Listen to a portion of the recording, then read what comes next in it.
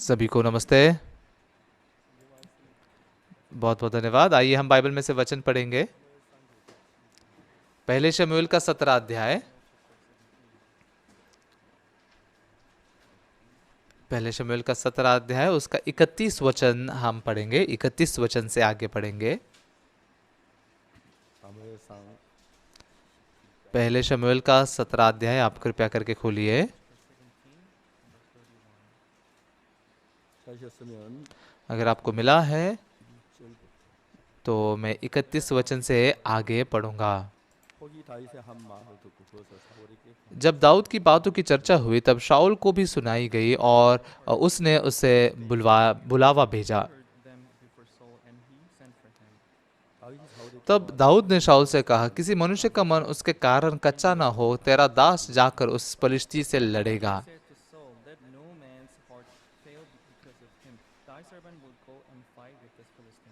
사울이 다윗에게 이르되 내가 가서 저 굴에 사람과 싸우게 능치며 शाऊल ने दाऊद से कहा, तू जाकर उस पलिश्ती के विरुद्ध नहीं युद्ध कर सकता, क्योंकि तू तो लड़का ही है और वह लड़कपन ही से योद्धा है। 다윗이 사울에게 고하되 주의 종이 아비 양을 지킬 때에 사자는 곰이와 새끼 양떼 새끼를 움키며 दाऊद ने शाऊल से कहा, तेरा दास अपने पिता की भेड़ बकरियां चराता था, और जब कोई सिंह व भालू झुंड में से मेमना उठा ले गया, 이르는 나를 빼앗고자 하면 그 수염을 잡고 그것을 쳐주겠다. तब मैं उसका पीछा करके उसे मारा और मेमने को उनके मुंह से छुड़ाया, और जब वो मुझ पर चढ़ाई थे तब मैं उसके केश को पकड़कर उसे मार डाला। 사실은 하나님의 군대를 모욕한 이 할례 없는 분의 사람입니다. 그가 그 짐승의 하나와 같이 되리니 तेरे दास ने सिंह और भालू दोनों को मार डाला, और वह खतना रहित पलिश्ती उनके समान हो जाएगा, क्योंकि उसने जीवित परमेश्वर की सेना को ललकारा है। 나를 사자의 발톱과 곰의 발톱을 건져내셨습니다. फिर दाऊद ने कहा, यहोवा जिसने मुझे सिंह और भालू दोनों के पंजे से बचाया, वह मुझे उस पलिश्ती के हाथ से भी बचाएगा। 건져내시리 사울이 다윗에게 이르되 가라 여호와께서 너와 함께 शाऊल ने दाऊद से कहा, जा, यहोवा तेरे साथ रहे।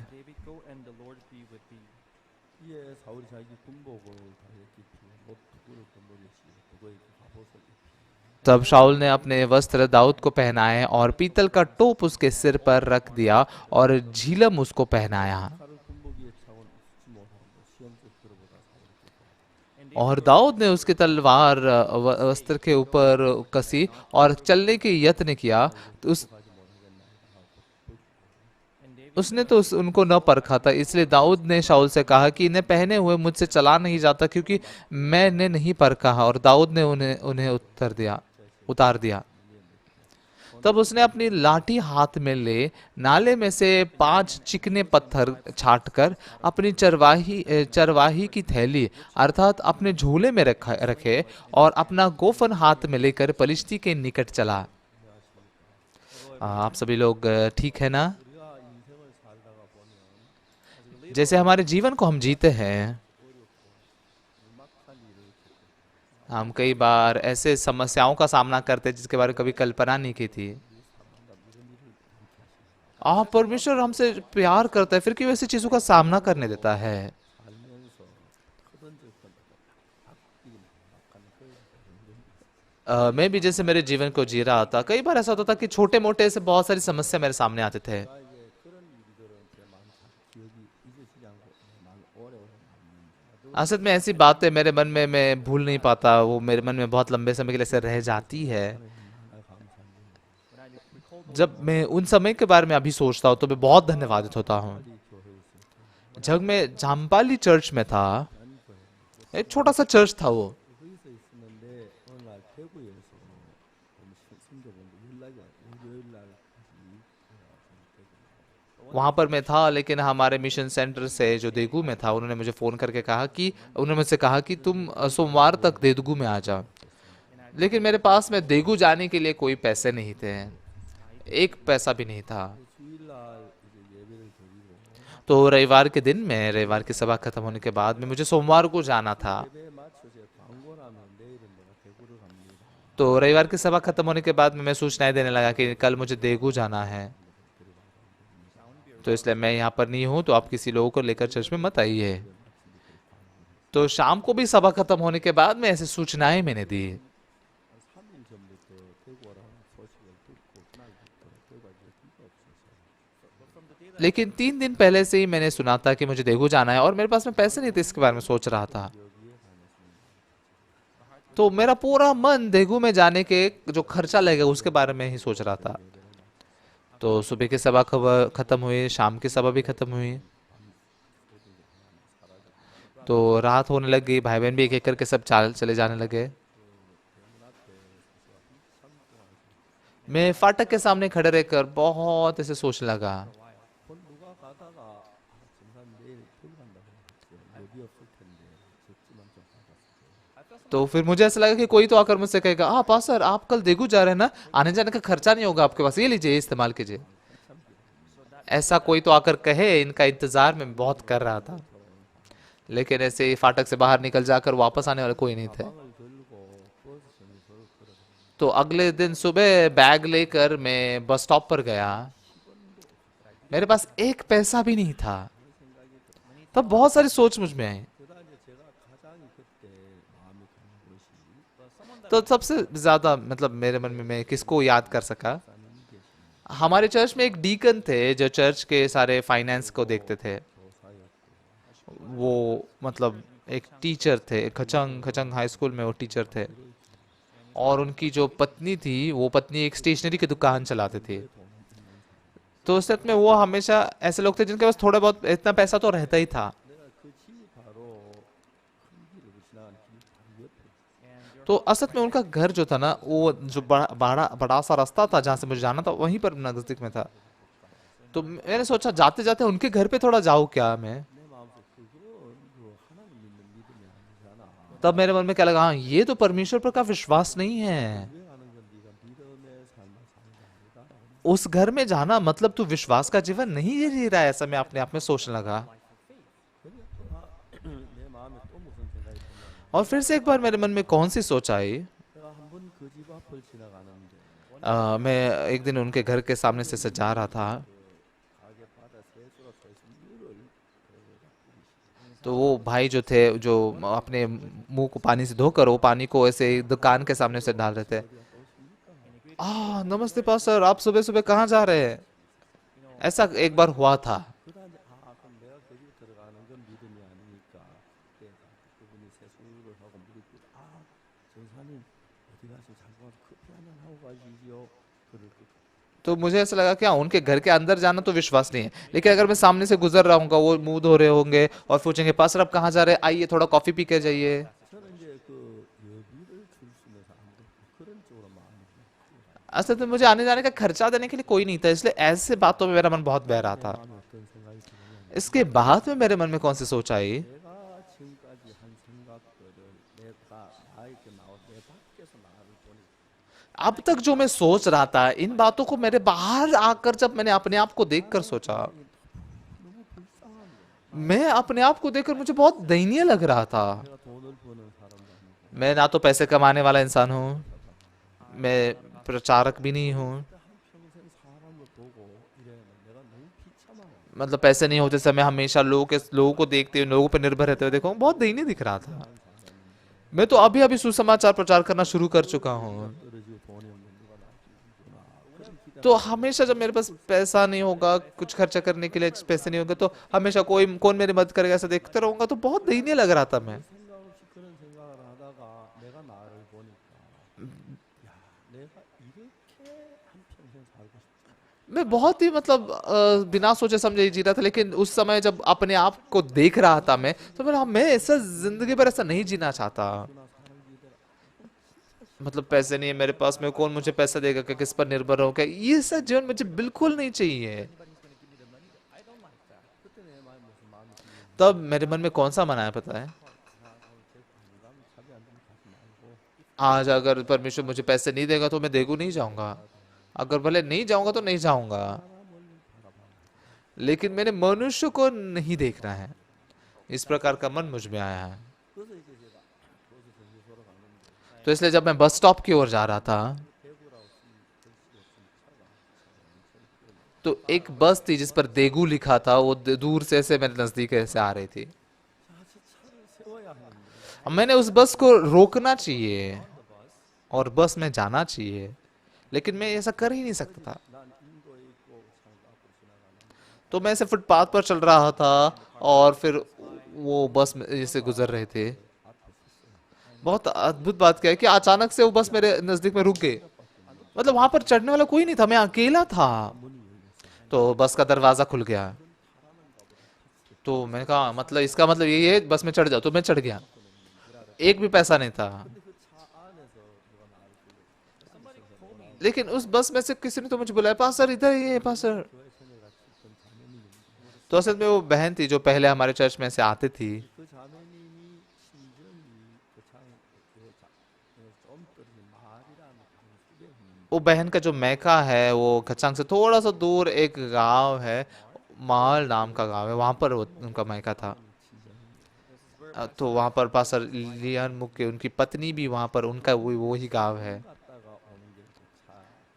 तो ये बहन जो थी अपने गांव जाकर मैके जाकर वापस आ रही थी और वो बस में से उन्होंने मुझे देखा। 달려가기 시작했는데 तो बस में बैठकर जैसे वो चल पड़े। 그래서 보이편들이 तो हमारी वो बस निकल गई तो वो वहाँ पर मतलब जो कंडक्टर आकर टिकट मांग रहे थे।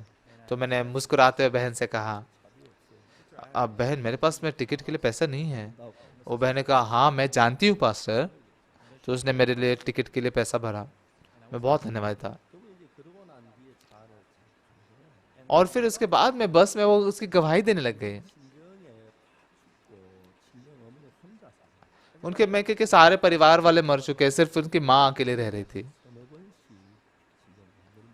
तो साल में 3-4 बार वो अपनी माँ से मिलने के लिए जाती है। 대구에 산 그래도 돈이 좀 만지는 편이에요. मतलब ये देगू में रहती थी, थोड़े बहुत पैसे उसके पास रहते थे। 돈 무기하다.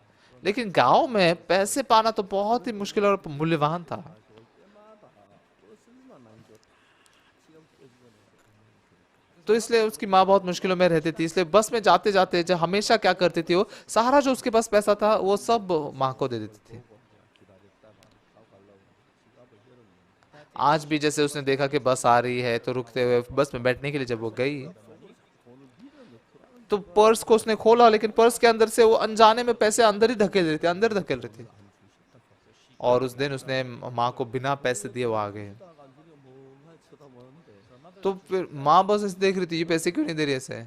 लेकिन ये बहन तो बस ऐसे ही चली आई। 버스에서 그 돈을 어머니한테 줬으면 후회하면 तो बस में बैठने के बाद में उस बहन को बहुत ही मतलब पछतावा होने लगा, क्यों मैंने मेरी माँ को पैसे नहीं दिया, और मैं इतनी कंजूस क्यों हो गई, ये पैसे तो मैंने मेरे माँ को देना चाहिए। 다시 가는데 फिर गचांग में रुक कर बस वो आगे बढ़ रही थी। 돈을 들고 오는 거다. और उसने देखा कैसे मैं बैग लेकर आ रहा हूँ। 그래서 박천도사가 여기서 가방도 태우고 가는 길이 있는데 태워 가려고 내가 차를 세우라고. पास्टर पार्क जो है यहाँ पर बैग लेकर जा रहे हैं, मतलब देगू ही जा रहे होंगे, इसलिए उनको मैंने बस में लेना चाहिए, तो बस रोको, ऐसा उन्होंने कहा।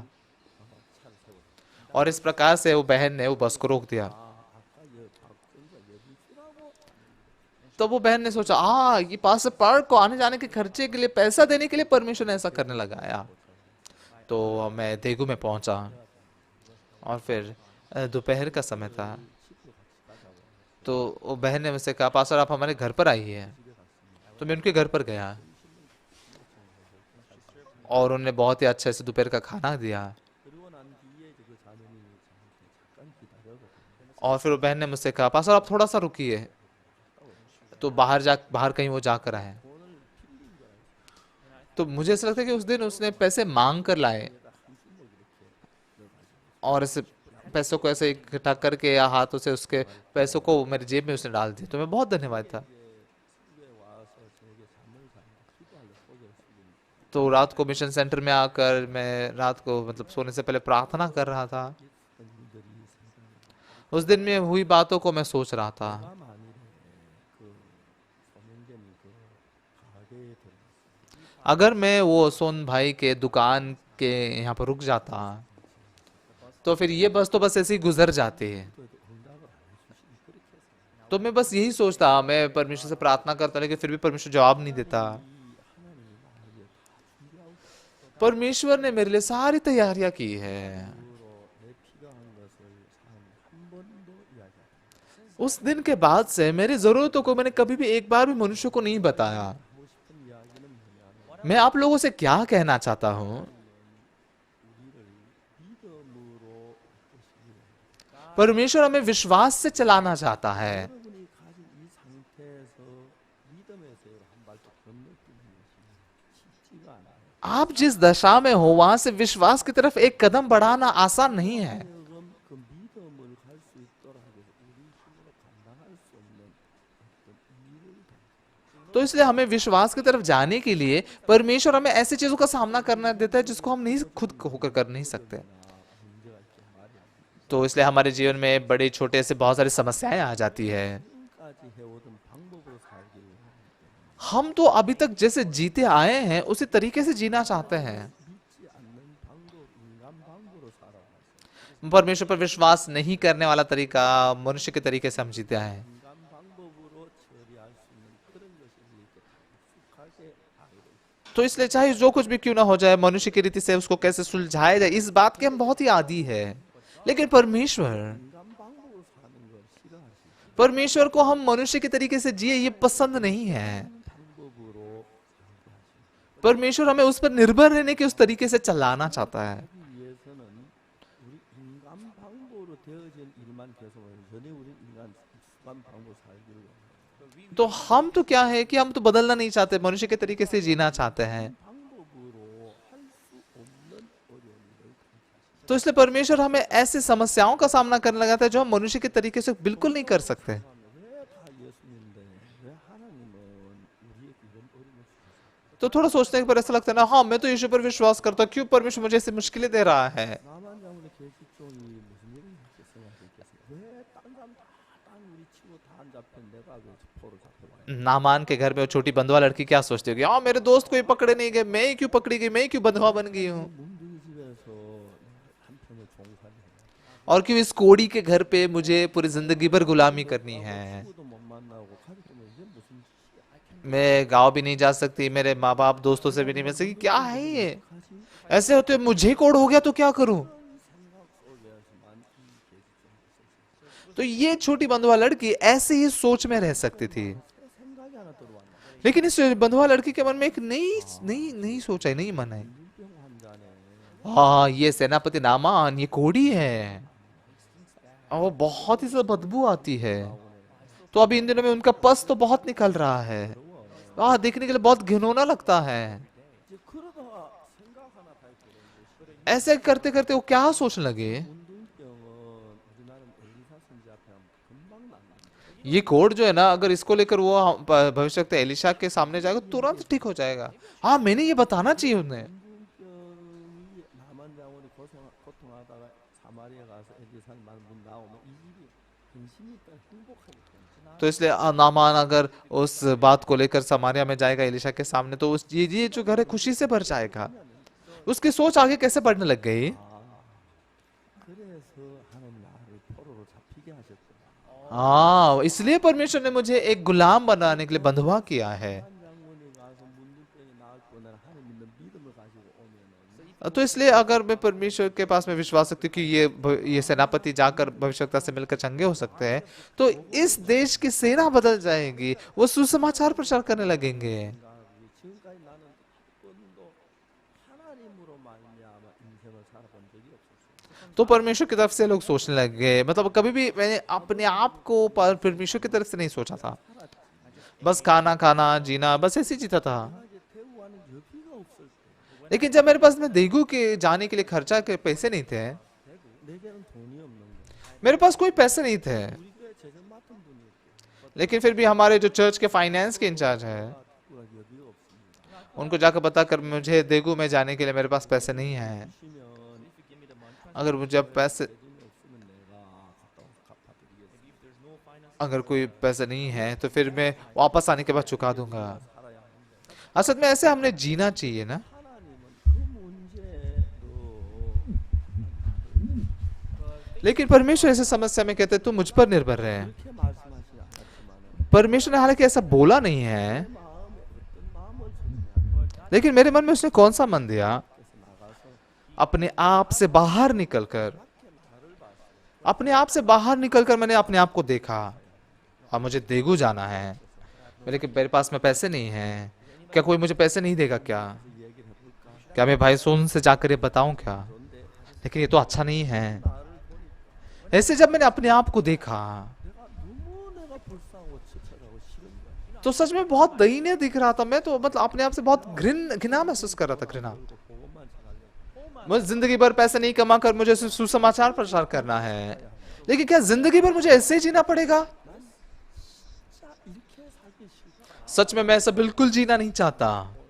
안 가도 तो भले आज मैं देगू ना जाऊं, 사람을 바라보세요. लेकिन मैं मनुष्य को नहीं देखूंगा, परमेश्वर पर निर्भर रहूंगा। 방법으로 제가 그날 갔는데 इस तरीके से उस दिन मैं देगू गया। 버스 안에 있는 자매님을 통해서 내 얘기를 하나님 준비하셨고 वो बस के अंदर जो बहन थी उनके द्वारा परमेश्वर ने मेरे आने जाने के खर्चे की तैयारी की। 내도 시내 버스도 없었으니까 और फिर देगू में जाने के बाद में मुझे सिटी बस में बैठने के लिए भी पैसे नहीं थे। 한 주먹 넣어 주셔서 तो वो बहन ने ऐसे मुट्ठी भर पैसे मेरे जेब में डाल दिए। 할 수 있도록 그렇게 해주시고 मतलब देगू में जाकर कुछ काम जो कुछ करना है वो सब कर सकते हैं, ऐसा किया उन्होंने। 이거는 하나님이 하셨거든요. ये गवाही जब मैंने देखी, हाँ ये तो परमेश्वर ने किया हुआ काम है। इस प्रकार का मन मुझ में उभरा। 때때로 제가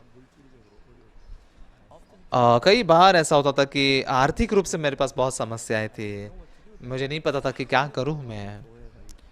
लेकिन सबसे नज़दीक में मेरे पास में चर्च था और भाई बहन थे, और क्योंकि भाई बहन मेरे नज़दीक में ही होते हैं इसलिए 힘안에 뭐 그분도 도와줄 것 같은 생각이 드는 तो सच में आकर मैं बस उनको बताऊं, दिखाऊं उनको कि ये मेरी समस्या में, तो वो मेरी मदद करना चाहेंगे। लेकिन मेरे मन में सोचा मैं तो परमेश्वर का दास हूँ, 가게 못 가는 게 लेकिन अगर परमेश्वर मुझे देगू जाने नहीं देता तो मैं नहीं जाऊंगा। 그러니까 죽기도 하고 अगर परमेश्वर मुझे मार डालेगा तो मैं मर जाऊंगा। मैं तो मैं बस परमेश्वर पर निर्भर रहूंगा। 들은 그때는 잘 몰랐어요. ऐसी बातों को मैं तब तो अच्छे से नहीं जानता था,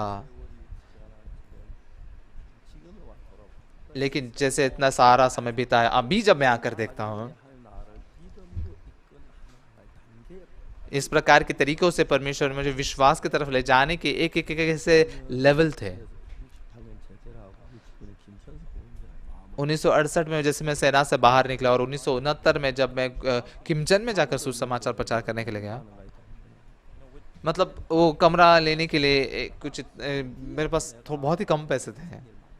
मतलब इतना सारा पैसा पाने का कोई संभावना ही नहीं थी मेरे पास में, 그걸 허락해 주면 감사해요. लेकिन परमेश्वर ने वो घर दिया, ये देख के बहुत धन्यवाद हूँ। 뒤에도 그냥 뭐 밥 먹는 거에 없으면 좀 굶으면 되는데 뭐 한평생 굶고 못 살지는 한번 굶을 수 있겠지. लेकिन फिर भी खाना नहीं है तो कई बार भूखे रह सकते हैं ना, जिंदगी भर तो नहीं लेकिन एक दो बार तो भूखे रह सकते हैं।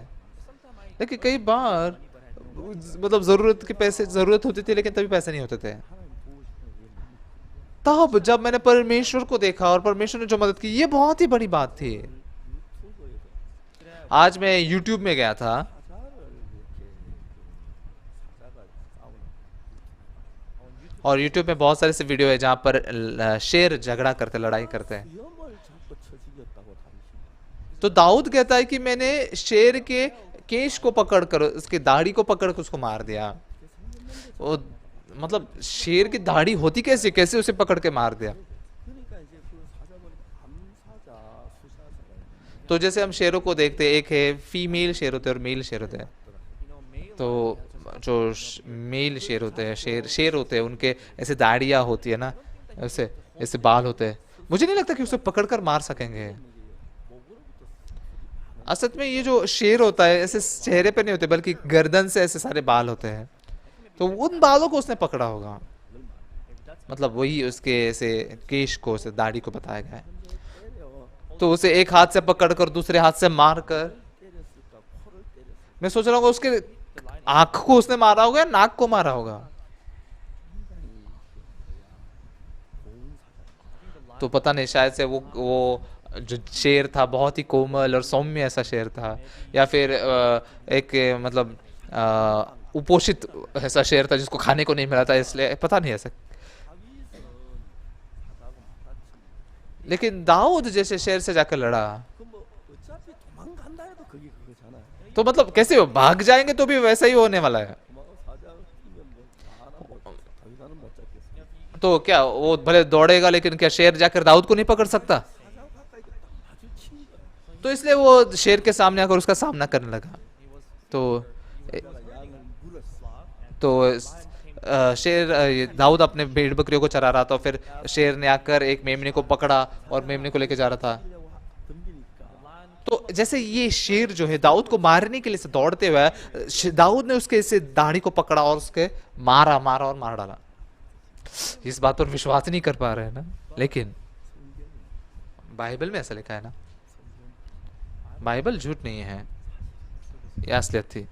하여튼 농약 먹은 사자인지 잘 모르겠지. तो पता नहीं, शायद से कुपोषित ऐसा शेर होगा वो, 한두 번에 아니야. लेकिन ऐसा एक दो बार नहीं हुआ।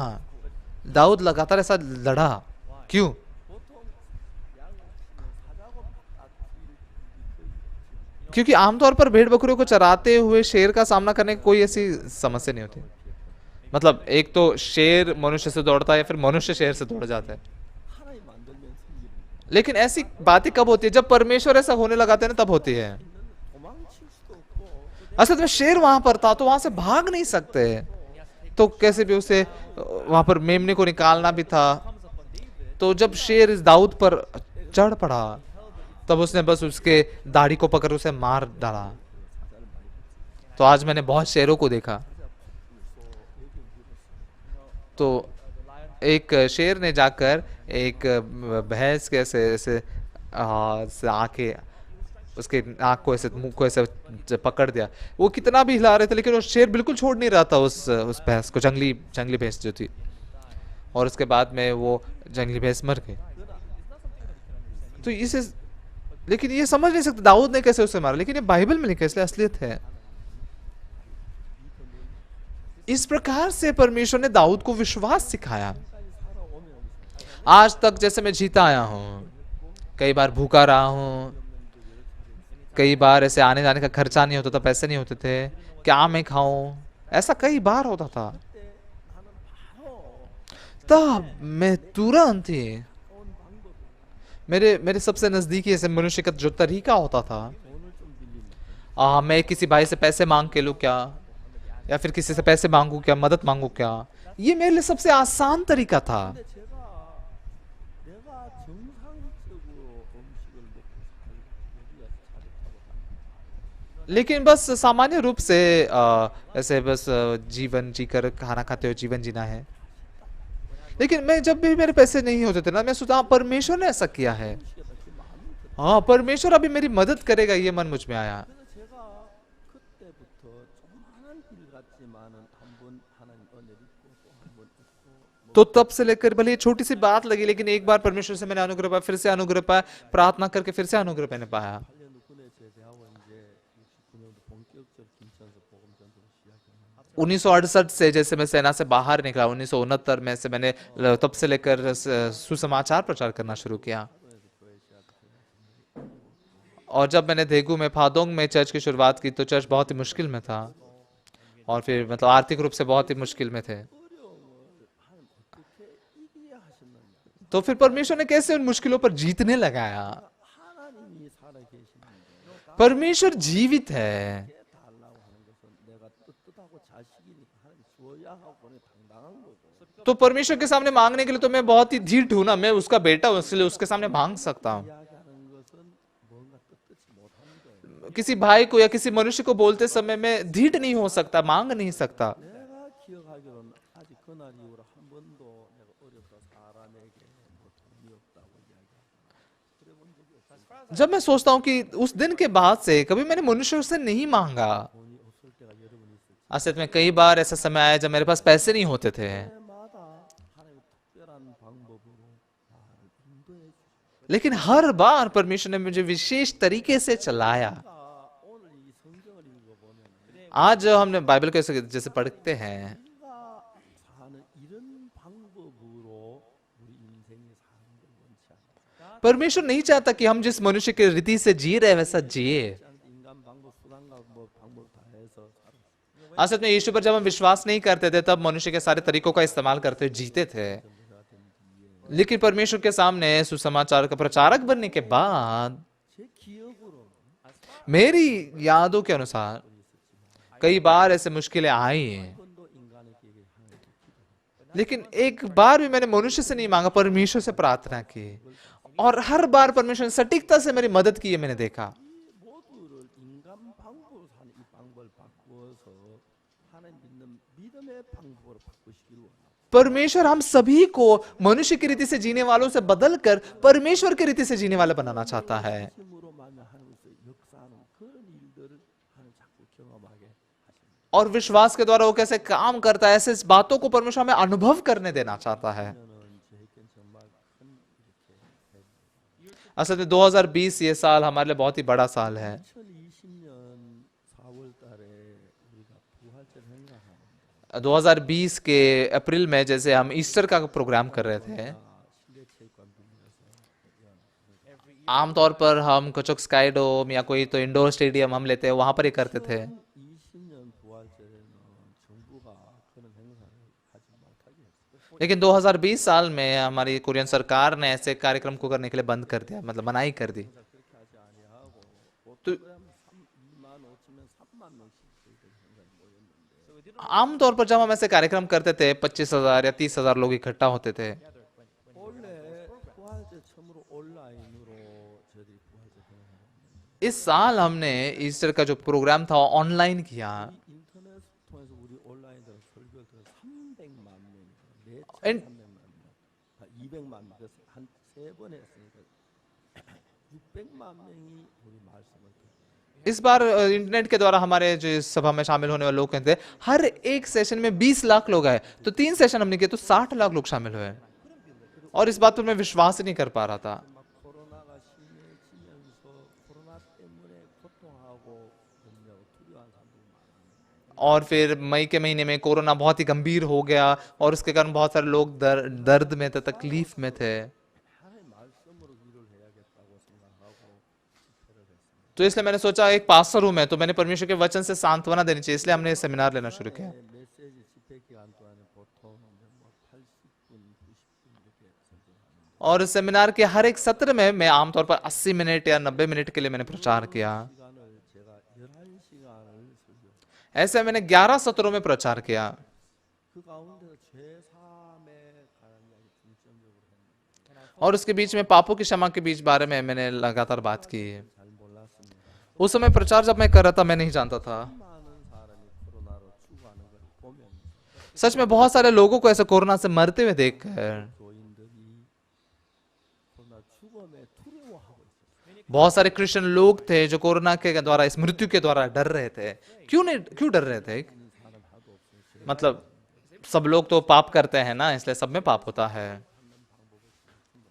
उनको पापों की क्षमा का तरीका सटीक रीति से नहीं पता था, 죄인이었기 때문에 और सभी लोग पापी थे, इसलिए 죽으면 멸망을 당한다, 지옥 간다, 그런 두려움 속에 있었어요. अगर मैं मरूंगा तो नाश हो जाऊंगा, बर्बाद हो, इस डर में थे। 제가 이제 그 11시간 설교 속에서 너무 신기한 건 제 삶의 이야기를 정확하게 다 이렇게 लेकिन उस 11 सत्रों के प्रचार में से बहुत ही सटीकता से जो पापों की क्षमा है उसके बारे में मैंने बताया। 많은 방송국에서 저하고 인터뷰를 했습니다. और उसके बाद में बहुत सारे ऐसे ब्रॉडकास्टिंग स्टेशन ने मेरा इंटरव्यू लेने के लिए आए।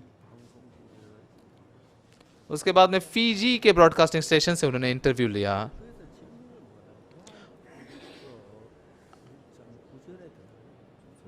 और उन्होंने कौन सा सवाल पूछा? उन्होंने कहा कि पहले यूहन्ना के 1 अध्याय के 9 वचन के बारे में आप थोड़ा समझाइए। 만일 우리가 우리 죄를 자백하면 저는 믿으시고 우리 죄를 사하시는 모든 분들께 पहले यूहन्ना का 1 अध्याय के 9 वचन में क्या लिखा है कि यदि हम हमारे पापों को मान लेंगे तो वो विश्वास योग्य है कि हमारे सारे पापों को धो दे। 많은 한국이나 전 세계 기독교인이 그 말씀을 보면서 죄를 고백하는 시대신다고 이렇게 믿고 있어요. आज बहुत सारे कोरिया के लोग भी और पूरी दुनिया के क्रिश्चियन लोग भी उस वचन को देखकर परमेश्वर के सामने पापों को मानेंगे तब पाप क्षमा होंगे ऐसे सोचते हैं, लेकिन असलियत में 고백에서 씻어진다. हमारे पाप माने जाने से धोए नहीं जाते हैं, 왜냐하면 우리 죄는 고백한다고 씻어질 수가 없어요. क्योंकि हमारे पाप ऐसे है ना जो माने जाकर अंगीकार करके धोए ही नहीं जा सकते।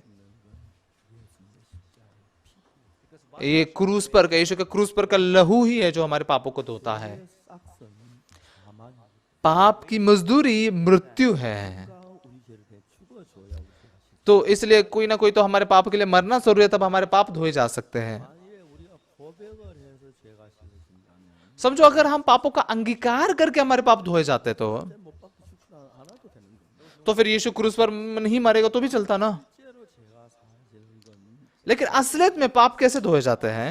십자가에 피 흘리고 죽으셔서 죄를 사하셨어요. यीशु मसीह ने क्रूस पर मारे जाकर लहू बहाया, इसलिए हमारे पाप धोए जाते हैं। 우리 죄를 고백해요. तो हमने क्यों हमारे पापों का अंगीकार करना जरूरी है?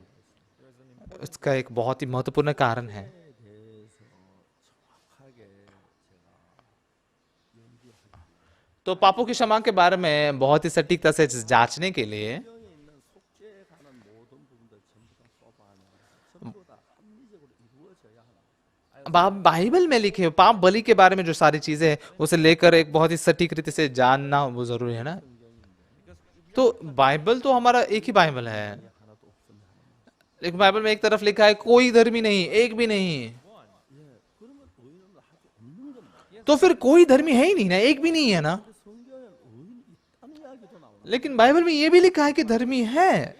로마서 1장에서 रोमियो के 1 अध्याय में 된 바 오직 의인은 믿음으로 만나는 ऐसा लिखा है कि धर्मी जन विश्वास से जिएगा। नोआ धर्मी था, 간구는 역사하는 힘. धर्मियों की प्रार्थनाओं में सामर्थ्यशाली रीति से काम होते हैं। 자 이제 성경에 의인 없나니 하나도 없다고 돼 있고 तो बाइबल में लिखा है कोई धर्मी नहीं, एक भी नहीं है। ये तो बिल्कुल वही परमेश्वर का वचन है। 만나서 의인이 있다는 이야기. लेकिन दूसरी तरफ लिखा है कि धर्मी जन विश्वास से जगह, मतलब धर्मी है। 이거 어떻게 내가 받아들여야 해? तो इस बात को मैं कैसे स्वीकार करूं? 의인 있는 거야 없는 거야? धर्मी है या नहीं है? 그다 이제 성경 읽어 내려가기 시작. इस प्रकार से मैं बाइबल पढ़ने लग गया। 읽다 보니까 पढ़ते पढ़ते 로마 3장 23절에 모든 사람 रोमियो के 3 अध्याय के 23 वचन में लिखा है कि सबने पाप किया और सब परमेश्वर की महिमा से रहित हो गए हैं। 그리스도 예수 안에 있는 구속으로 말미암아 하나님 은혜로 갚으시고 다시 의롭다. परंतु उस अनुग्रह से, उस छुटकारे के द्वारा जो मसीह यीशु में है, सेंत मेंत धर्मी ठहरते हैं। 이 죄를 구할 사람의 영광이 되십니다. सबने पाप किया और सब परमेश्वर की महिमा से रहित हो गए। 그래서 우리 죄를 구속했고 십자가에 못 박혀 죽으셨으므로 लेकिन उस छुटकारे के द्वारा जो यीशु मसीह ने हमारे लिए दिया है, हमारे सारे पाप धोए गए हैं। 죄를 보셨습니다. परमेश्वर ने हमारे पापों को देखा 피흘리고 예수 십자가를 보시면서 और फिर हमारे पापों के लिए बहाए हुए यीशु के लहू को देखकर 우리가 죄를 지은 죄인인데 निश्चित ही हमने पाप किया है, हम पापी हैं। 죄의 값을 다 지불했기 때문에 लेकिन क्योंकि यीशु मसीह ने हमारे पापों की कीमत चुकाई है, इसलिए 의롭다고 하셨다. परमेश्वर ने हमें धर्मी कहा, 하심을 얻은 자. धर्मी ठहराए जाते हैं। 우리 생각에는 내가 죄인이지만 तो मेरी सोच में मैं पापी हूं, 하나님이 의롭다고 하셨어요. लेकिन जब परमेश्वर कहता है कि हम धर्मी हैं, 내가 볼 때 나사로가 죽었지만 मेरी नजर में लाजर मरा हुआ है, लेकिन जब यीशु कहता है कि लाजर जिंदा है, 내 생각도 나사로가 죽은 거냐 나사로가 산 거냐.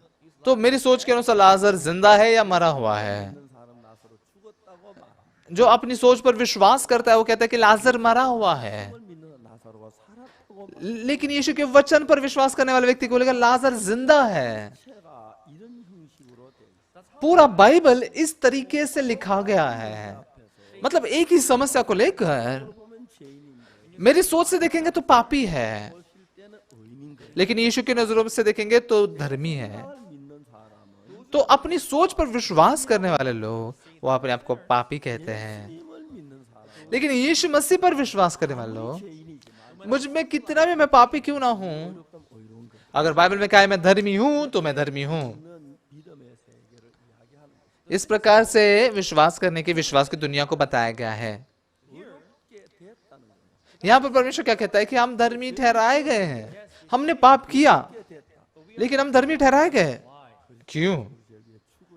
क्योंकि मसीह हमारे पापों के लिए मारा गया। 이제 그래서 저는 이 의롭게 됐다는 이 과정이 나는 죄인이라고 생각하고 있는데 तो इस प्रक्रिया में मैं अपने आप को पापी मानता था, 내 생각을 의롭게 됐다는 쪽으로 이끌기 위하여 लेकिन मेरी सोच को मैं धर्मी ठहराया गया हूं इस तरफ चलाने के लिए परमेश्वर ने मुझे पाप करने के लिए छोड़ दिया। 죄를 씻으려고 고백도 해보고 기도도 보고 막 했어. क्योंकि पापों को धोने के लिए मैं बहुत ही क्षमा मांगता था, परमेश्वर से भीख मांगता था, लेकिन मैं फिर भी पापी ही था।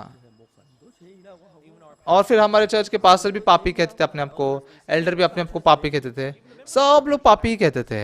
근데 내가 1962년도에 लेकिन 1962 में बाइबल पढ़ते हुए मैंने जाना कि मेरे पाप धोए गए हैं। 제가 사해졌다고 해서 우리 장로교에서 이야기합니다. और फिर हमारे प्रेस्बिटेरियन चर्च में बोलने लगा कि मेरे पाप धोए गए हैं, क्षमा किए गए हैं। 한 달이 지났는데 एक महीना बीतने के बाद 따돌리기 시작했어요. लोग चर्च में मुझे मेरा मजाक उड़ाने लग गए। 내가 들어갈 문에서 문고리를 잡았는데 तो फिर जैसे मैं युद्ध के उस रूम में जाने के लिए दरवाजा खोलने वाला था, उस कमरे में वो मेरे बारे में बात कर रहे थे। ये फोक्स है बहुत ही मतलब अजीब है। 네가 죄가 없다고 मतलब मैं उसे जानता और वो कहता है कि मुझ में पाप नहीं है। इतना भी झूठ नहीं बोलना होता है। ऐसी बातों को मैंने सुना।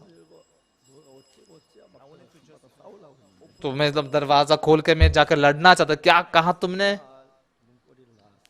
लेकिन उस दिन वो दरवाजा को छोड़ दिया मैंने और शांति से बाहर निकला। 내가 교회 안에서만 살았는데 तो अब तक तो मैं बस चर्च के अंदर ही रहता आया था, मेरे लिए बस चर्च ही था। लेकिन सब लोग मुझे चिढ़ा देते, सच में मैं बहुत चिढ़ाया गया। 목사님 예배 중에 박옥수 선생 주일날 차 탔으니까 예배 드렸으니까 수찬 전기를 쳐서 तो एक दिन पास्टर बता रहे थे कि ओक्सुपार तुमने रविवार को नहीं आए, तुमने पाप किया है, इसलिए पापों का पश्चाताप करो। पास्टर मतलब क्या है आपका, मैं क्या करूं? 성찬식에 참여하면 성찬식에 참여하지 जो लोग पाप करते हैं वो प्रभु भोजन में सहभागी नहीं हो सकते, इसलिए तुमने पाप किया, तुम प्रभु भोजन में सभा में। तो मैंने अचानक से ये सोचा, पास्टर आपकी बेटियों के बारे में क्या? वो क्योंकि पास्टर की बेटी है जो देगू में पढ़ाई करती थी और शनिवार को संस्थान में आती थी, सभा में शामिल होती थी, और रविवार को जब उनका सभा खत्म होती थी वो गाड़ी में बैठ कर जाते थे। 아니 매주 한 번씩 차를 타, 두 번 차를 갔다 왔다 차를 타는데 मतलब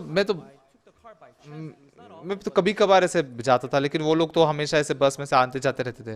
짱곤란 같은 대답 그 이야기 못했어. लेकिन अगर मैं ऐसा बोलता तो पास्टर जी बहुत परेशानी में गिर जाते, इसलिए मैंने कुछ नहीं बोला। और फिर मैंने बाइबल को पढ़ा।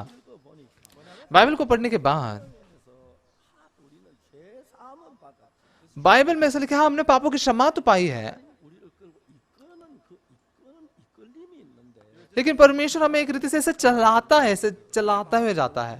우리 방법으로 살려고 고집하고 거기서부터 하나님 우리가 멀어지면서 मतलब हम तो हमारे तरीके से रहना चाहते हैं, उससे पर जिद करते हैं, लेकिन परमेश्वर उसमें से निकालना चाहता है। इसलिए 없도록 돼가. क्योंकि ऐसे जीते हुए हम सच में आत्मिक जीवन नहीं जी सकते हैं। 하나님 우리를 이끄는 이끌림이 있어요. आप अगर ध्यान से देखेंगे ना, एक प्रकार से हमें परमेश्वर चला रहे हैं, आप देख सकते हैं। 우리 원하고 하나님 방법 건너가기 싫어해서 मतलब हम अपने आप में ही जीना चाहते हैं, परमेश्वर के उस तरीके में पार नहीं जाना चाहते हैं। 방법으로 일을 처리해가며 살아요. हम क्या करते हैं, मनुष्य के तरीकों से ही सारे बातों को सुलझाते हुए हम जीते हैं। 안에서 하나님 방법으로 옮기기 시작하면 लेकिन अगर हमारे मन से मनुष्य से लेकर परमेश्वर के उस तरीकों में ऐसे अगर शिफ्ट होने लगेंगे, जाने लगेंगे, तब से लेकर परमेश्वर के जो काम होते हैं बहुत ही अद्भुत होते हैं।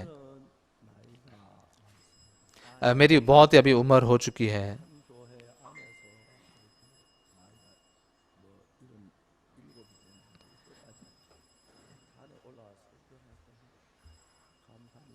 तो मेरी उम्र अभी 77 साल की हुई है, लेकिन इस उम्र का होकर भी पुलपीठ पर आकर प्रचार कर सकता हूँ, मैं बहुत धन्यवाद हूँ।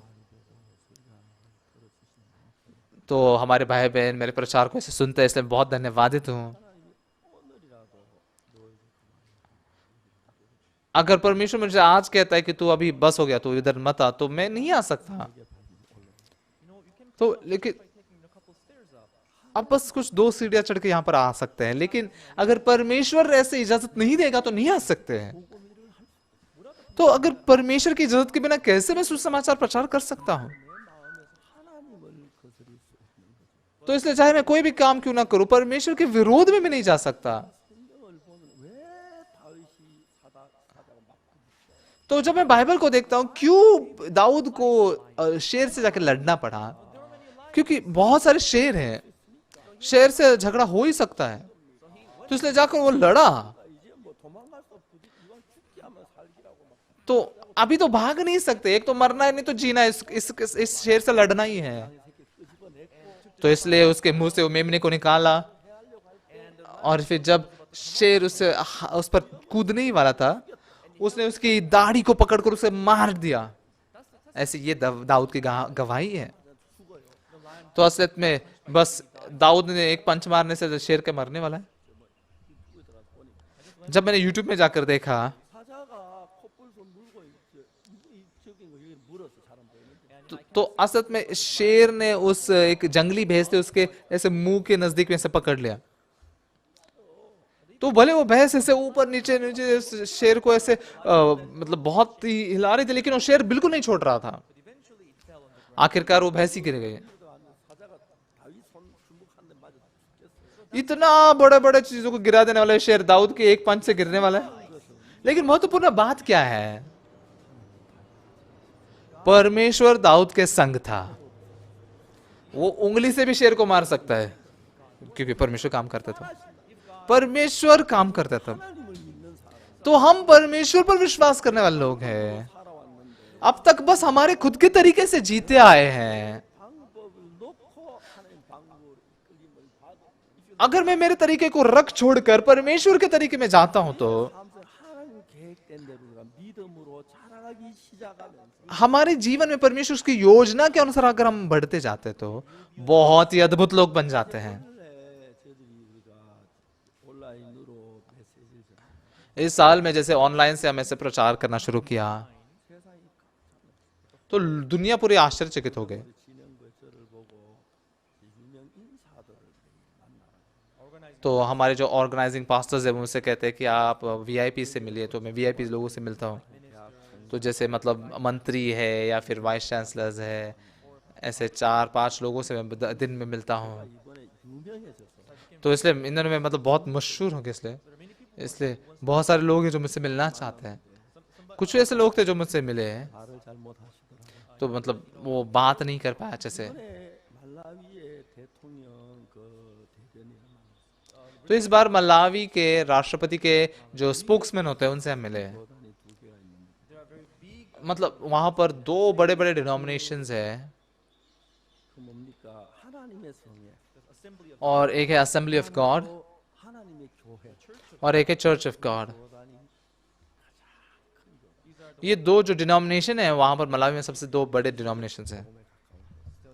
तो मतलब सुसमाचार के नजदीक ही ऐसे कलीसियाएं हैं। तो और जो मलावी के राष्ट्रपति है वो चर्च ऑफ गॉड चर्च के पास्टर हैं। तो मैं जब उनके स्पोक्समैन से बात कर रहा था, वो कह रहे थे कि वो मलावी को विश्वास से चलाना चाहते हैं। 면담 대통령 면담하고 주소하고 빨리 하고 तो इसलिए स्पोक्समैन ने कहा कि हाँ, हम आपको प्रेसिडेंट से मिला देंगे, एक मीटिंग ऐसे रखने की कोशिश करेंगे। 말라위가 너무너무 가난한 나라 सच में मलावी बहुत ही गरीब देश है। 큰 강에 물이 정말 푸른 물이 있는데 तो मतलब मलावी में बहुत ही बड़ी ऐसी नदी है, बहुत ही ज्यादा पानी वहां पर बहते हैं। 조금만 끌어올리면은 그 산내는 물다 옥수 농사 지을 수 있는데 असल में अगर मोटर को खरीद के वहां पर उस नदी के पानी को ऊपर ले जाकर सारे ले जाएंगे तो खेती कर सकते हैं वहां पर। 가물어서 옥수수가 메말라가 사람들이 분 먹고 울고 막 그런 거 많이 봤어요. लेकिन मैंने बहुत देखा कैसे बहुत सारे लोग वहां पर अकाल के कारण उनके जो जो मक्के थे वो सब सूख गए, तो बहुत ही रो रहे थे। इन सारी बातों के सामने 현재 여러분이 그리스도인으로 사는 삶이 अभी जो आप एक मसीह के तौर पर जीवन जी रहे हो, 소망이나 여러분의 생각에 여러분 나를 지키는 그 생각이 나를 끌어가느냐 तो आपकी सोच जो आपको आपकी लालसा है, क्या वो आपके जीवन को चला रही है या फिर परमेश्वर का वचन आपको चला रहा है? इसमें बहुत बड़ा फर्क है। मैं अक्सर कहता हूँ, मैं जो ऐसा कर रहा हूँ 내가 하는 게 아니라 하나님이 하시겠다. ये मैं नहीं कर रहा हूँ, परमेश्वर कर रहा है। 12억이나 되는 분들이 제 설교를 들었다고 합니다. इस बार लगभग 120 करोड़ लोगों ने वचन को सुनाया है। ये मैंने नहीं हिसाब लगाया, बल्कि 276 ऐसे ब्रॉडकास्टिंग स्टेशन ने ऐसे प्रसारित किया है वचनों को, और फिर उनके जो व्यूवरशिप है उसके अनुसार हिसाब लगाया गया है। 1000명씩 일어났습니다. असलियत में हजारों हजार लोग हर रोज उद्धार पा रहे हैं। 이제 하나님은 내가 아무것도 아닌 인간입니다. तो असलियत में मैं तो कुछ भी नहीं हूँ, 오셨습니다. लेकिन परमेश्वर मुझे चलाता आया है। 저로 하여금 아무도 안 한 선교학교를 하게 했어요. और फिर मैं तो कुछ भी नहीं हूँ, लेकिन परमेश्वर ने मुझे मिशन स्कूल को शुरू करने लगा है। 진짜 싫었습니다. मैं सच में मिशन स्कूल शुरू नहीं करना चाहता था। नहीं, परमेश्वर मुझसे नहीं होता, मुझे लगा परमेश्वर भूल गया। लेकिन फिर से परमेश्वर कहता था फिर से मिशन स्कूल कर। 1976년도 성교학교를 시작했어요. तो इसलिए 1976 साल में हमने मिशन स्कूल की शुरुआत की है। 그때부터 하나님이 저에게 계획을 가지고 계셨어요. तब से लेकर परमेश्वर के पास मेरे प्रति योजना थी। 하고 난 뒤에 성교 학생들이 다 나보다 잘나. असल में मिशन स्कूल करने के बाद सारे मिशन स्टूडेंट मुझसे बहुत बेहतर थे। 그러니까 이제 그게 목회란 걸 알았어요. तब मुझे पता चला हाँ यही सेवकाई है। 아니시는 자기가 예수님이라고 해요. तो ईमानशी बोल के है वो अपने आप को यीशु कहते हैं, 안 믿지요. इसलिए लोग इस पर विश्वास नहीं करते हैं। 믿는 사람은 예수님을 믿으니까. लेकिन परमेश्वर पर विश्वास करने वाले लोग यीशु पर विश्वास करते हैं। 해주니까. यीशु पर उसे यीशु मानते हो। 그건 신이니까 그 영역이 안 되는 거예요. तो मतलब वो चाहे जो कुछ भी क्यों ना करे वो तो भगवान है, तो लोग उसे सब स्वीकार लेते हैं। 예, 목사로서 한 번도 신격 위치에 내가 본 적이 없어요. तो असल में यहाँ पर एक पासक के तौर पर खड़ा हूं मैं, पास पर कोई परमेश्वर के तौर पर नहीं खड़ा हूं। 비판도 횡령했다는 소리도 뭐 대도 안 하는 이야기 아닙니다. लेकिन कभी कभार ऐसे लोग हैं जो यहाँ ऐसे वैसे बातें कहते हैं कि मैंने ये ले लिया, वो ले लिया, पैसे ले लिए ऐसे। 그런 말 못하도록 할 수 있습니다. तो असल में मैं मेरे स्थान को स्थापित करके उनको ऐसी बातें बोलना रोक सकता हूँ, लेकिन ये परमेश्वर इसमें प्रसन्न नहीं है। 다른 사람 시험이 드는데 तो इसलिए बहुत सारे लोग ऐसे परीक्षाओं में गिरते हैं। मैंने 뛰어나다고 생각해요. मैं कुछ गलती करने से भी ज्यादा क्या होता है, लोग अपने आप को बहुत बेहतर मानते हैं, 빵으로 가 거기서 इसलिए मेरी बात नहीं सुनकर अपने अपने ही तरीके के अनुसार करते हैं, और ज्यादातर पास लोग ऐसे ही चलते हैं। 지난번 성교 학생들을 पिछली बार मैंने हमारे मिशन स्कूल के विद्यार्थियों को मैंने मतलब सिखाया, मतलब उनका अभी ग्रेजुएट ही होने वाले थे, वो पास ही होने वाले थे, लेकिन वो ग्रेजुएट होने वाले थे लेकिन कुछ भी उनके मन में बाकी नहीं था, सिर्फ ज्ञान ही था, विश्वास नहीं था। तो मुझे ऐसा लगा कि मैंने अभी हमारा मिशन स्कूल बंद करना चाहिए। लोग बस पास्टर बनना चाहते हैं लेकिन परमेश्वर को सीखना नहीं चाहते, जानना नहीं चाहते। सच में ये सोच लोगों के पास होती है। तो मैंने एक पास्टर को बुलाकर कहा, उन्होंने कहा पास्टर सही है, लेकिन बस शब्दों से बोलते ऐसा, एक शब्द उनके अंदर नहीं जाता। मैंने फिर से एक बार बुलाकर उनसे बात की। ये विश्वास की दुनिया को अगर जानते हैं तो ये कितनी अच्छी दुनिया है, लेकिन वो मुझे एक मनुष्य को मान कर हाँ हाँ हाँ हाँ हाँ ऐसा कहते हैं। तो इसलिए मैं जो कुछ बोलता हूँ एक शब्द उनमें प्रवेश नहीं करता। 세계를 걸어가면 좋은데 अगर विश्वास की दुनिया में वो चलेंगे तो कितना अच्छा है, 정도는 될 수 있는데 कम से कम वो मेरे जैसे तो बन पाएंगे। लेकिन बहुत सारे पास्टर लोग घमंडी बन जाते हैं। पाक यंजुन भाई ने आकर कहा, हमारे चर्च में आकर उनको 1 महीना हुआ है, 다른 세계를 मतलब अब तक हमारे चर्च में उन्हें एक अलग ही नई दुनिया को उन्हें देखा है जो पहले कभी नहीं देखे थे उन्होंने। पिछले शुक्रवार को हमारे चर्च को छोड़ के गए हुए एक पास्टर है, उनकी बेटी की शादी के लिए वो मुझसे मिले। उस दिन मैं हमारे शादीशुदा बहनों के साथ में मीटिंग ले रहा था वीडियो पे, इसलिए मैं व्यस्त था, उनसे बात नहीं कर पा रहा था।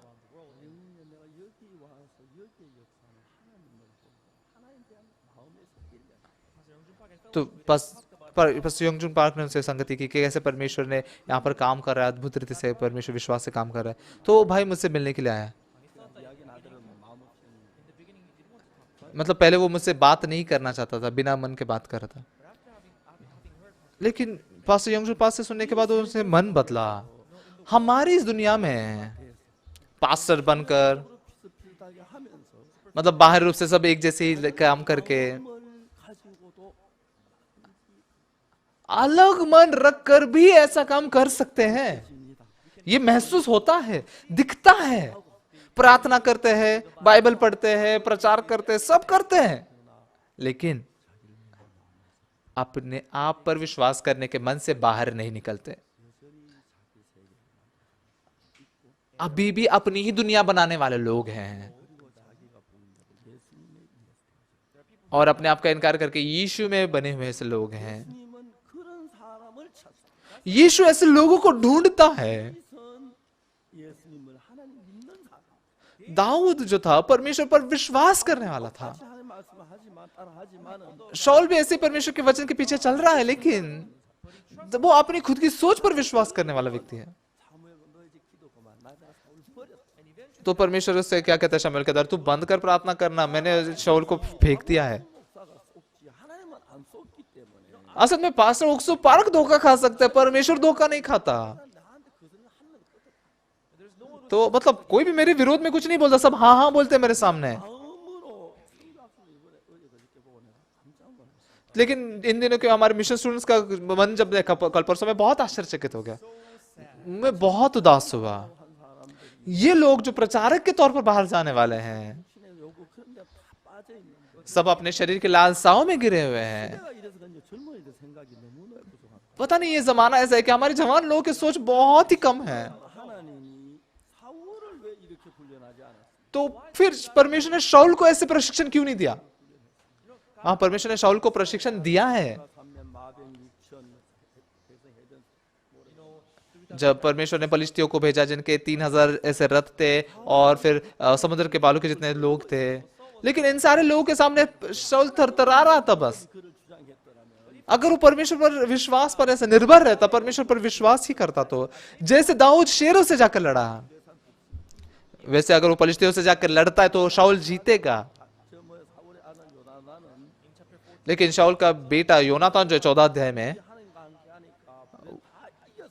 वो अपने हथियार ढोने वाले एक व्यक्ति को लेकर जाता है और 2 लोग जाकर सारे फरिश्तों पर जीतते हैं। 튼튼해가 모든 걸 이길 만한 힘을 줘서가 아니라 परमेश्वर हमें सारे ताकत देकर जीतेंगे, ताकत देता है ऐसा नहीं है, ऐसा देकर नहीं है। 이라는 기뻐하지 않고 पूरा सब पाकर फिर हम काम कर, इसमें परमेश्वर खुश नहीं है।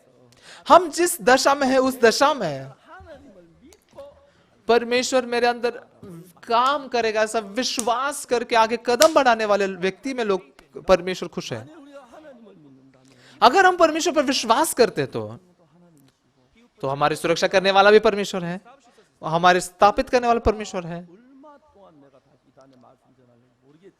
तो पता नहीं अभी मैं कितना समय इस पुलपिट पर खड़ा रहकर वचन प्रचार कर पाऊंगा, 그래서 그 오래까지 말씀 전하게.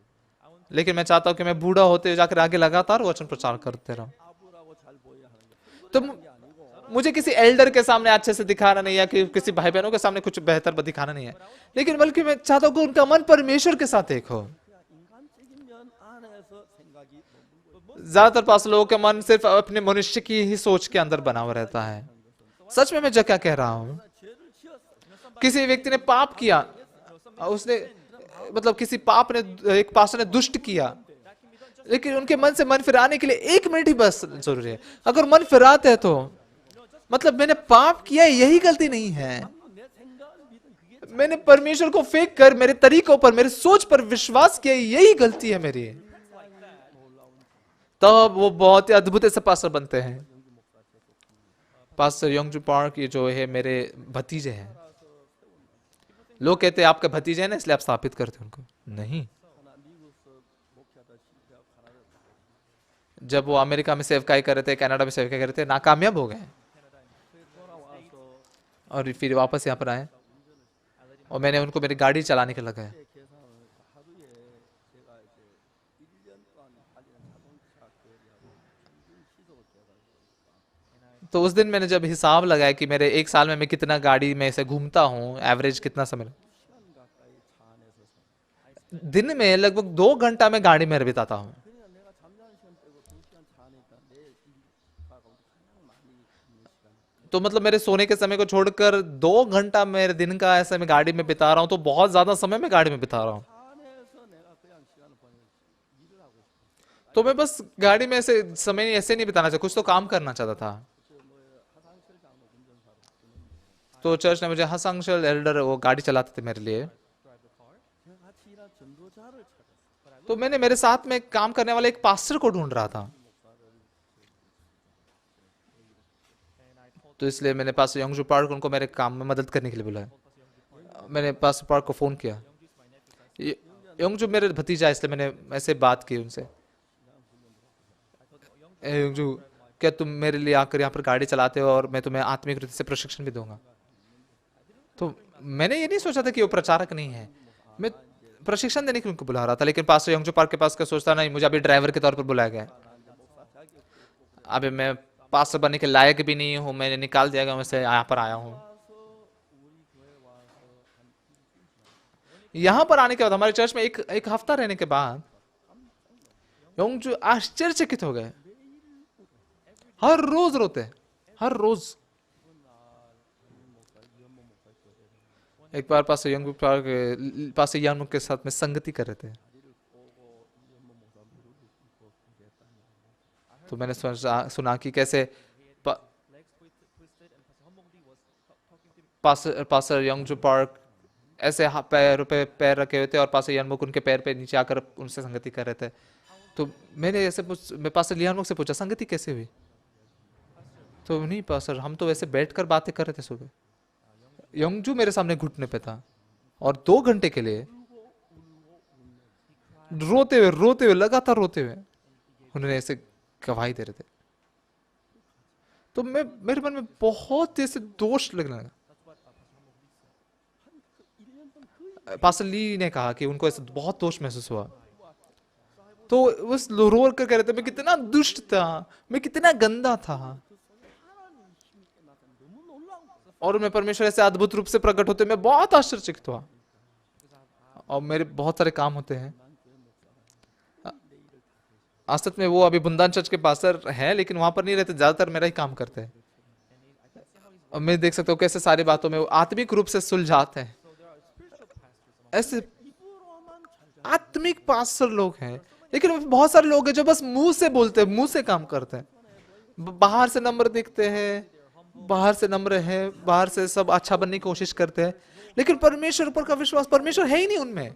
हमने अच्छा बनना नहीं है, होशियार बनना नहीं है, नम्र बनना नहीं है, परमेश्वर के साथ एक मन होना है। परमेश्वर हम ऐसे चला रहा है हम सभी को। अगर आप ऐसा मन पाते हैं तो आप चाहे जहां कहीं जाए, भले कि आपको कहां भी क्यों ना रखा जाए, अद्भुत रूप से आप काम करेंगे। लेकिन अपने आप को बेहतर मानकर ऐसे घमंडी बन जाते हैं लोग, वो बस आकर झगड़ा कर कर चले जाएंगे, प्रचार करते झगड़ा करते चले जाएंगे, नहीं कोई काम होते ही नहीं उनके अंदर। क्यों? क्योंकि लोग अभी घमंडी बन गए ना, इसलिए।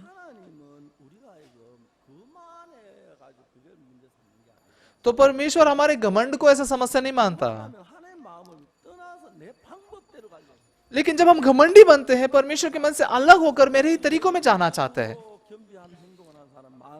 भाई बहनों ऐसे बहुत सारे लोग होते हैं, बाहरी रूप से नम्र है ऐसा दिखाते हैं, लेकिन परमेश्वर के वचन को हल्का मानते हैं, चर्च को हल्का मानते हैं, सेवक की आवाज को हल्का मानते हैं, अपनी ही खुद की सोच और लालसाओं के पीछे जाते हैं। ये परमेश्वर को तुच्छ मानना है, वो बिल्कुल भी आशीषित नहीं हो सकते हैं। इसलिए शाऊल फेंका गया, लेकिन दाऊद परमेश्वर के साथ एक मन था। इसलिए परमेश्वर ने दाऊद से कहा मुझे यिशै का पुत्र दाऊद मिला है जो मेरे मन से एक है। मैंने भाई बहनों के सामने अपने आप को अच्छा नहीं दिखाना है, मैंने किसी मनुष्य को अपने आप को अच्छा नहीं दिखाना है, परमेश्वर के मन के साथ एक मन होकर उस मार्ग में चलना है। अब तक मैं मेरे तरीकों के अनुसार चलता आया, लेकिन अभी परमेश्वर उसके तरीकों में मुझे चलाने के लिए मुझे शेरों से मिलने लगाता है। अभी मैं मर गया, ऐसे समस्याओं का सामना करने लगाता है। लेकिन जब ऐसी समस्याओं में हम परमेश्वर पर विश्वास करके आगे बढ़ते हैं, इस मतलब विश्वास नहीं कर पाते लेकिन विश्वास कर सकते, ये सत्य है। उसने दाढ़ी को पकड़कर शेर को मारा, वो शेर मर गया। असलियत में अगर आप कुल्हाड़ी से मारोगे तो भी नहीं मरेगा, वो ऐसा शेर है। लेकिन ये परमेश्वर के काम है, ये हमारे तरीकों से नहीं, परमेश्वर के तरीके से। जब सुसमाचार के लिए हम ये वो चाहते हैं, परमेश्वर ऐसे हमें प्रशिक्षण देता है, और उसने दाऊद को भी ऐसा प्रशिक्षण दिया। दाऊद ने उस परमेश्वर को देखा, अब दाऊद के पास परमेश्वर पर का विश्वास था। अब मुझे मनुष्यों को देखने की जरूरत नहीं है, परमेश्वर मेरी मदद करता है, तो क्यों मैं मनुष्य के सामने झुकूं, क्यों मनुष्यों को प्रसन्न करने की कोशिश करूं। दाऊद ने सिर्फ परमेश्वर को देखा, अद्भुत था। तब परमेश्वर ने दाऊद को परमेश्वर पर विश्वास करने देने के लिए शेर से जब वो मिला, उसने मारा, शेर मर गया। दाऊद क्या कहता है?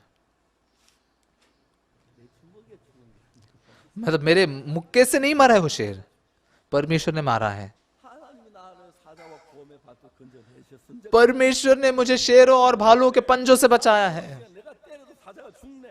परमेश्वर जब मदद करता है, मेरे मारने से शेर मर जाता है।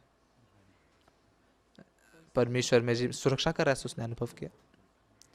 उसके बाद से वो निडर था। वो अपने आप की सुरक्षा करने, उसकी सुरक्षा करने वाले परमेश्वर को देखा। इसलिए जब वो गोलियत के सामने गया, शाऊल ऐसा नहीं था। शाऊल बस हमेशा दीवार को पीठ लगाकर बैठता था, दीवार से चिपक कर बैठता था, क्योंकि कोई तो पीछे से आकर मुझे मार डाले ऐसा लगता था। तो इसलिए हमेशा उसके हाथों में भाला था, और दाऊद अपने हाथों में वीणा लिए हुए था, लेकिन शाऊल हमेशा अपने हाथ में भाला पकड़े हुए था। वो अपने आप की सुरक्षा खुद करने की कोशिश कर रहा था। इसलिए शाऊल तुरंत मारा गया फलिश्तियों की सेना से। दाऊद लंबे समय के लिए परमेश्वर की सेवा कर सका। मैं मेरी सुरक्षा करना और यीशु पर विश्वास करना क्या है? मेरी सोच और यीशु का वचन इसको बदल देना है। मेरी सोच से यीशु की दुनिया को मैं समझ नहीं सकता। हमारी सोच को फेंक कर 도달했을 때 जब परमेश्वर का वचन हमें प्रवेश करता है, 정말 사자 같은 문제를 당했어요. परमेश्वर सच में हमें शेर जैसी समस्याओं का सामना करने लगाता है। और मैं ऐसे बहुत सारी समस्या का मैंने सामना किया, और फिर ऐसे समस्याओं से मिलकर लड़कर 재판방을 싸워. मैं अपने आप से लड़ा, भाई बहनों से लड़ा, कोर्ट केस से मैं वहां पर भी लड़ा। तब हर बार परमेश्वर मेरी मदद कर रहे हैं, मैं देख सका। मतलब कोई भी मेरी मदद नहीं कर सकता, लेकिन परमेश्वर का हाथ मेरे ऊपर था, परमेश्वर मेरी सुरक्षा कर रहा था। तो अभी आंखें खोलकर हमारे अंदर जिंदा है वो उस परमेश्वर को हमें देखना है, और परमेश्वर मेरी सुरक्षा कर रहा है इसे देखना है, और उसे काम करने का मौका देना है। शैतान की बातों को सुनकर अब परमेश्वर को उसके कामों को करने से रोकिए मत। जब आपके अंदर परमेश्वर प्रकट होता है, परमेश्वर काम करता है। अमेरिका के बहुत सारे पास्टर लोगों को सच्चा सुसमाचार सिखाने के लिए हमने साइबर थियोलॉजी स्कूल शुरू किया है। 1 हफ्ता हुआ अभी। 870 लोग उन्होंने अप्लाई किया है। तो हम अपेक्षा करें कि 10,000 लोग उसमें ज्वाइन होंगे।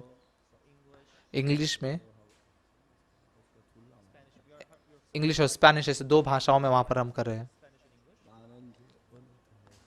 तो फिर और ज्यादा भाषाओं को जोड़कर इस थियोलॉजी स्कूल के द्वारा पापों की क्षमा पाने का प्रक्रिया क्या है, विश्वास को हम सिखाना चाहते हैं। 그리고 우리 교회 안에 속한 사람들 다른 교회에서 많은 목사님들이 और हमारे चर्च के ही लोगों को नहीं, बल्कि दूसरे चर्चेस के ऐसे पास्टर्स लोगों को भी इस बात को सिखाना चाहते हैं। तो लगभग अभी 1 हफ्ता हुआ है। 870 लोगों ने अप्लाई किया है। आगे अगर 2-3 साल बीतने के बाद सटीकता से ऐसे 10,000 विद्यार्थी उसमें शामिल होंगे। 우리 교단을 넓히기 위한 हमारे डिनोमिनेशन को बढ़ाने के लिए नहीं कर रहे हम, 우리가 잘한다는 소리 या फिर हम बहुत ही अच्छा बेहतर काम कर रहे हैं ये भी सुनने के लिए नहीं कर रहे हैं, 복음만 오고 सिर्फ सुसमाचार के लिए कर रहे हैं।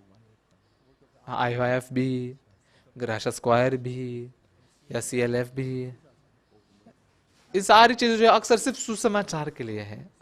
जो भी सारी चीजें हम कर रहे हैं उसमें सच में प्रभु बहुत ही प्रसन्न है। जब हम इसके बारे में सोचते हैं, हम तो कुछ भी नहीं है, लेकिन प्रभु के साथ एक मन हुए बस परमेश्वर काम कर रहा है, ये देख सकते हैं। प्यारे भाई बहनों,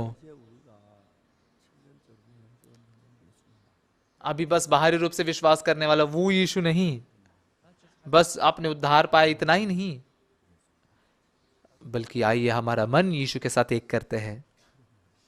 फिर आपका जीवन यीशु के द्वारा पूरा होगा।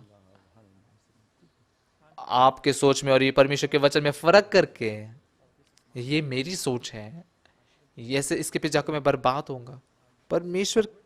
परमेश्वर के वचन पर मैंने खड़ा रहना है। तो भले आपको तकलीफ क्यों ना, आपकी सोच में मत रहिए। 하나님이 여러분을 온전히 지키시고 परमेश्वर आपकी सुरक्षा करेगा तो ही पूरी रीति से आप सुरक्षित रह सकते हैं। आप अपने आप की सुरक्षा पूरी तरह से नहीं कर सकते। परमेश्वर के लिए जिए,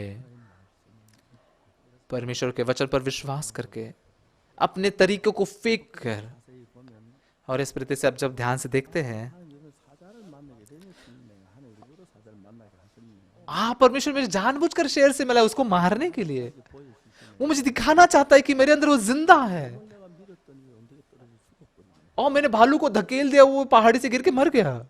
ऐसे बातों का अनुभव हम कर पाएंगे। 하나님께서 저를 성결시키고 끌어오셨고 परमेश्वर अब तक हमारे मिशन को ऐसे चलाते आया है और पूरी दुनिया भर में सुसमाचार प्रचार करने का मार्ग खोल रहा है।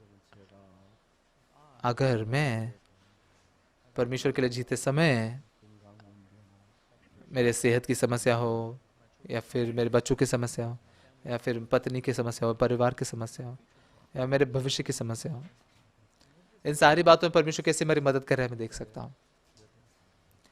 तो अभी आपकी सोच को फेंक दीजिए, परमेश्वर के वचन के साथ में एक मन हुई है। शैतान आपको बोझ देगा, आप धोखा मत खाइए। उसे पार करके परमेश्वर के साथ में जब हम चलते हैं,